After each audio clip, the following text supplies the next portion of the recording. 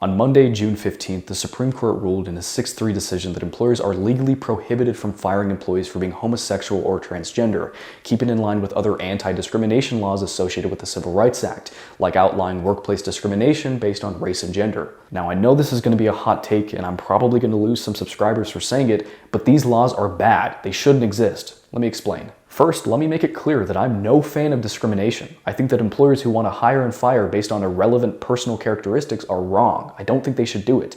That being said, what people should do and what they should be allowed to do are not the same thing. For example, I don't think people should watch porn. I think it's degenerative, but they should still be allowed to because it's their life and they're not harming me. So why should I have a say? I don't think people should drink alcohol or smoke weed or eat junk food, but again, they're not harming me and it's their life, so I don't get a say. Now, does this mean that I'm complacent with immorality, that I just let it happen without saying anything? No, I try to show people why these things are bad and help them stop doing it. But I know that at the end of the day, it's their choice because it's their life. And while business owners probably shouldn't discriminate, they absolutely should be allowed to because it's their business. You should be allowed to do whatever you want with your business for whatever reason you have. You're not obligated to hire anyone, and no one is entitled to work for you. What you do with your own life and why is entirely up to you. This is the principle of liberty, that all people should be allowed to follow their own pursuits, which logically necessitates that they cannot use that ability to take it away from other people, since it applies to all people. This is why people have freedom of speech. It's why they have freedom of religion, which is essentially freedom of morality. People are allowed to say things that you don't agree with, believe in gods that you don't think exist, hold values that you don't. Just because you think something is wrong doesn't mean you get to force that on someone else. Your opinion, no matter how correct it might be, does not take precedence over human rights. There's no reason why you or me or anyone else should have any say on what someone else does with their own life, and it takes a profound amount of arrogance to think otherwise. But Michael, it's not just their life, other people are involved. Sure, technically other people are involved to the same degree that other people are involved when a girl refuses to date someone. That doesn't mean that she's violating their liberty. Other people are involved insofar as she is protecting her rights from other people. They weren't entitled to a relationship with her to begin with, and the same applies to businesses. The only time involvement matters is when there's harm. If they're not harming you, you don't get a say. But Michael, they're harming people when they discriminate against them. No, they're not. This is a fundamental misunderstanding of the difference between not helping someone and harming them. The lack of a positive is not a negative. The lack of +1 is not -1. It's just 0. And choosing not to help someone is not harming them. It's neutral. If I don't give money to a homeless person, that's not the same as me taking money from them. And so if I don't hire someone, I'm simply choosing not to help them. I'm not harming them and I'm not violating their liberty. Now you might respond by saying, okay, but what about when you fire them? You're putting them in a worse position than they were before, since they had a job and now they don't. So you've harmed them. Also not the case. Giving a positive and then taking it away is still not negative. It's neutral. If I let a homeless person stay in my house and then change my mind and kick them out, I haven't harmed them. They were already homeless to begin with. I've simply neutralized the situation.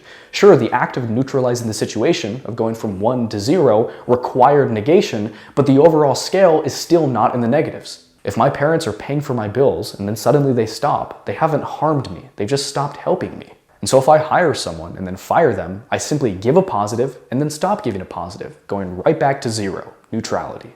Now, the next criticism is usually an appeal to the potential consequences that could come from allowing this, like a hypothetical world where all of the businesses stop hiring and selling to black people, and so they become impoverished, starving, and eventually die.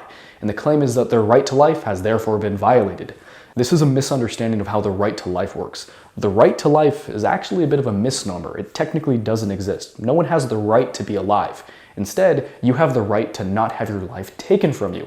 In the same way that the right to bear arms doesn't mean that you're entitled to be given guns. It means that your guns can't be taken from you if you obtain them. The right to private property doesn't mean that you need to be given things. It just means that people cannot take your things. This is the difference between negative rights and positive rights. Negative rights prevent people from harming you. Positive rights obligate people to help you. And it is my contention that positive rights cannot exist by definition of what rights are. If you have a positive right to life, then you have a right to the basic needs required to sustain your life, like healthcare. But here's the problem. Healthcare relies on the voluntary service of other people. And if a service is voluntary, it can be denied, as people can just choose not to perform it. And if a service can be denied, it cannot be a right, because rights by definition cannot be denied. The only alternative is to say that these services cannot be denied, that they're not voluntary, but that would necessarily violate human rights, as involuntary servitude is slavery. If hypothetically there were no doctors to provide healthcare, but healthcare is a human right and thus can't be denied, then that would demand forcing people to become doctors against their will. And this hypothetical being unlikely doesn't matter. If you dismiss an argument by saying that it's just a hypothetical, you're missing the point of hypotheticals. The point of a hypothetical is to test your position by taking it to its logical extreme. This method is formally known as a reductio ad absurdum, or reduction to absurdity, where you demonstrate that a position necessarily leads to absurd contradictory conclusions, and therefore cannot be accepted. In this case, the postulation of positive rights contradicts the entire notion of human rights. Therefore, positive rights cannot exist. But most people don't think about this. They just want to call things like healthcare a human right because it sounds good. They feel like woke activists when they say it. They don't realize all of the implications that come with such a label. For something to be a human right is a very significant thing. It's not a term that should be thrown around lightly anytime you hear a social justice cause and want to virtue signal about it. No one has the right to have their life sustained by other people. If you die, however unfortunate that may be, you die on your own. But wait, Michael, if everyone stops interacting with me and I die as a result, haven't they caused me to die? No, because again, in the same way that not helping someone is not harming them, letting someone die is not killing them. There's no causal element. They die on their own. But Michael, aren't you still making a choice when you choose not to choose to help me? Isn't an action itself still action? Yes, no matter what, you're committing an action, but not all actions are causal. When I act by working out in the morning, I don't cause the sky to be blue. Something else does. If my friend flicks over a line of dominoes and I choose not to interrupt it and they fall down, I didn't cause them to fall over. My friend did. Yes, my inaction was action, but it didn't cause them to fall over. It simply let it happen. Those dominoes were going to fall over with or without my inaction. If I didn't exist at all, they still would have fallen over, which means that it's logically impossible for me to have been causally responsible. But Michael, you could have stopped it and you chose not to. Sure, you can call me a terrible person if I let a bad thing happen, but you cannot accuse me of causing it. And if I didn't cause it, you can't accuse me of violating rights, because violating rights is an explicitly causal thing. Someone being a terrible person has nothing to do with if they're violating rights. Consider the following scenarios. In one, I choose to not give money to the homeless for whatever reason. Let's say I'm saving up money. In the other, I choose to not give money to the homeless because I hate them and want them to be poor. In both scenarios, I'm allowed to not give money to the homeless, even though in one of them, my motivations are immoral. This is because my motivations have nothing to do with if I'm harming them. This is the same principle that the left uses to justify abortion. And again, I'll probably lose some subscribers for saying this, but abortion, as immoral as it may be, is a woman's right because it's her body and she shouldn't be forced to sustain dependencies on it. And I'm not making a feminist argument. If men could get pregnant, it'd be the same thing. For the same reason that if someone needed a kidney to live and you were the only person who could give them one and you'd be fine without it, you would still have the right to say no because it's yours. But the left ignores this principle when it's inconvenient for them. They stop caring about freedom the moment the topic of free speech comes up, or taxing the rich. They don't care about the principles, only the outcomes. They reason backwards. What they'll do is they'll look at an outcome and decide that they don't like it, and then try to outlaw it, not taking into consideration any of the principles or processes that resulted in the outcome to begin with. They'll think about businesses being racist and not interacting with black people, and think, businesses shouldn't be racist, I don't like that, and then try to outlaw it, ignoring the principle of liberty that allows businesses to do that. They'll hear a presidential candidate advocate for free education and think, I want free education, I like that, and then support them without taking into consideration all of the means that would be required, like increased taxation.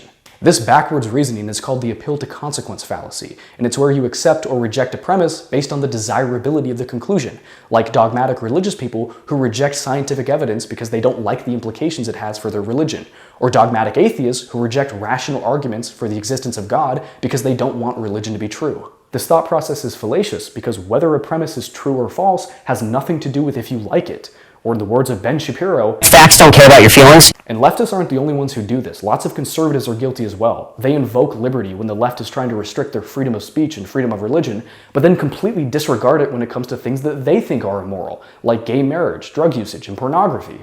And that's why I want it banned. I want it gone. That's right. I know what you're thinking. But John, the liberals, they want to ban stuff. I don't care. Ban it. Get it out of here. But John, but that's the same thing the libtards say when they want to take away the guns. It's like, yeah, except you have a right to bear arms. You don't have a right to pornography access. It's nothing more than filmed prostitution.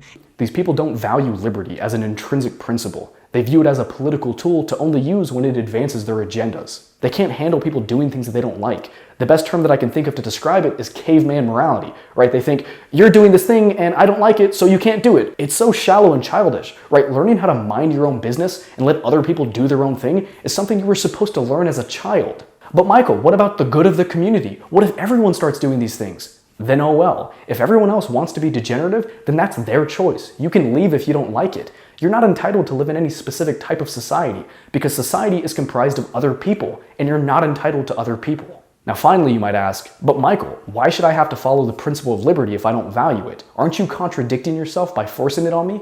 No, because by even asking that question, you are affirming liberty. Because liberty is the principle that you should not have to follow principles that you don't value. Applying that principle to itself is self-defeating. It cannot be done. You're basically saying, I don't value the principle that I shouldn't have to follow principles that I don't value. Therefore, I shouldn't have to follow it. You're appealing to the mechanism in your attempt to defeat it, which means that the mechanism cannot be defeated. It's like saying truth doesn't exist. If truth doesn't exist, then it's true that truth doesn't exist, which means that truth does exist. By denying truth, you affirm it, and it's the same with liberty. Telling me that it's not fair for me to force libertarianism on you because you don't believe in it justifies me forcing libertarianism on you, because libertarianism is the idea that you should not have beliefs forced on you. If you reject it, you accept it. No matter what morality you hold, by following it, you affirm the idea that you should be able to follow your own morality, which is the basis of libertarianism. Thus, libertarianism is an undeniable meta-morality, which is intrinsically valid and objectively true, and anti-discrimination laws are an egregious violation of it. Please let me know what you thought about the video. You can do this either by commenting below, emailing me, reaching out to me on social media, or come and talk to me on my Discord server. And for those who want to support the work I'm doing and receive some additional benefits, I've set up a Patreon, but there's plenty of other ways you can help out. Liking, commenting, subscribing, and sharing the video with others is greatly appreciated. Thanks.